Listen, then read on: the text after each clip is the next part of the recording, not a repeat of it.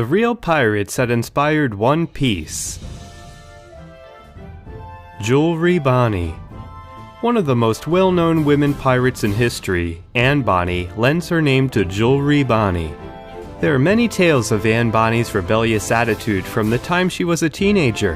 At 16, she decided to abandon her father's household and marry James Bonny, a pirate. During that time, she made many pirate friends and finally left her husband for Calico Jack Rackham, a small-time pirate who Anne later married. They both had a son, about whom we don't know much. A few months later, Anne Bonny partnered with another famous female pirate, Mary Read, with whom it is believed she also had a romantic relationship. Anne's promiscuous lifestyle, tales of which can be found in popular lore, could be reflected in Jewelry Bonney's gluttonous behavior. But, contrary to her real-life counterpart, Jewelry is more inclined to help another pirate, like saving Zoro from what she believed to be his imminent death when he interfered with a world noble. While no one escaped from the punishment of hanging, Anne was pardoned along with Mary because they claimed to be pregnant, and also because of Anne's father's influence. After this, her fate is unknown. Iron Mace Alvida. The first pirate antagonist that Luffy meets, Iron Mace Alvida, is inspired by a Danish princess that became a pirate, Alwilda. Because she refused her father's choice of marriage, Alf, the Prince of Denmark, she ran away and with a group of women commandeered a ship and dressed as men sailors. After a while, she met a crew that recently lost their captain, and Alwilda was elected as the new one. Along with her new crew, she attacked many royal merchant ships. Meanwhile, Prince Alf, along with the navy, went looking for her and her crew. They were able to find her ship, board it, and defeat her crew. Impressed by this, Alwilda finally decided to return as princess and marry Alf. Alwilda, leading a crew of men, parallels One Piece's Alvida running Buggy's crew while he was in prison. Also, as a twist, while Princess Alwilda ran away from life governed by looks, Alvida ate a devil fruit that made her more attractive and was looking for the attention and appreciation of men. Bellamy the Hyena. Bellamy the Hyena is the complete opposite of his real-life namesake, Black Samuel Bellamy.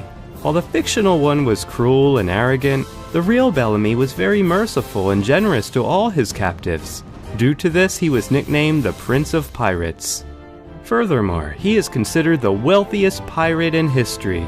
Bellamy had a democratic rule over his crew, and they likened him to Robin Hood. He began his sea life as a member of the Royal Navy.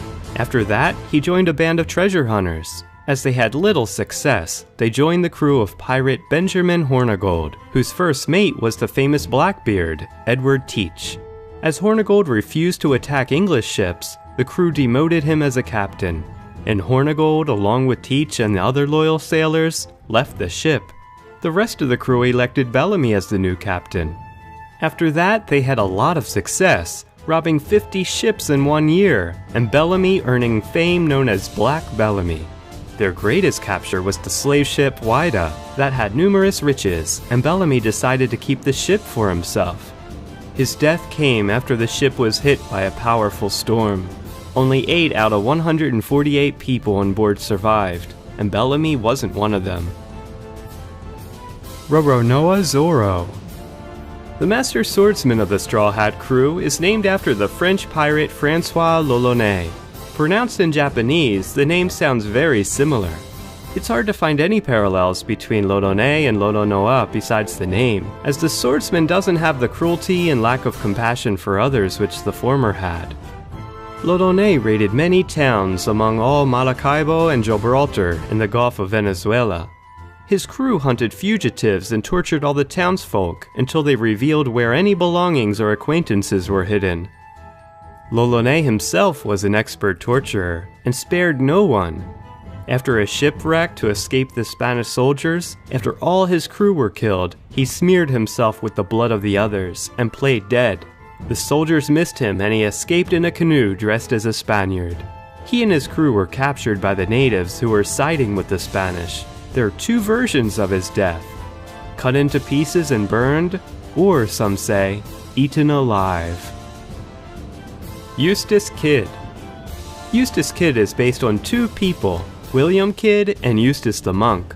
Probably the connection between these two individuals is that both of them were being wrongly considered pirates, but due to different circumstances. While Eustace is obviously a pirate, and a pretty ruthless one, we still don't know many things about his backstory. William Kidd was a privateer most of his life, and was hired to protect English ships from French attacks. After a tough voyage, and pressured by his crew with few enemies to attack, he began engaging Indian ships. His downfall came after he attacked the Quedagh Merchant, a ship partly owned by an Indian minister. This led to Kidd becoming a wanted criminal, and he was caught, judged, and hung in a cage as a warning to other pirates. Eustace the Monk was a French mercenary who mostly served King John of England in his war against Philip II of France. Even though Eustace pillaged many English ships, he was kept in service by King John, and his role was deemed very important in the war. Eustace switched to the French side in 1212, and 5 years later, his convoy of troops was defeated by the English. His nickname, the Monk, comes from spending his time during his youth in a Benedictine monastery. Trafalgar de Waterloo. While the main inspiration for the name is the famous Battle of Trafalgar, Eiichiro Oda also revealed that the name is derived from Edward Lowe, a British pirate who was well known for his cruelty. Considered one of the most vicious pirates of the golden age of piracy, Edward Lowe was notorious for the ways he executed his victims. Mutilations, decapitations, disembowelments, and cannibalism. This is reflected in Lowe's dismemberment of people in his Ope room. For women and married men, Edward Lowe made an exception. He was more forgiving towards them due to his wife's premature death while giving birth, which haunted him all of his life. He lost most of his crew in an event called the Capture of the Fancy, when he attacked a Royal Navy man-of-war that he mistook for a whaler ship. After the battle, Lowe had lost 1 ship and 43 men had been captured and executed. He continued his life of piracy, seemingly becoming even crueler until his death due to unknown circumstances. Gol D. Roger.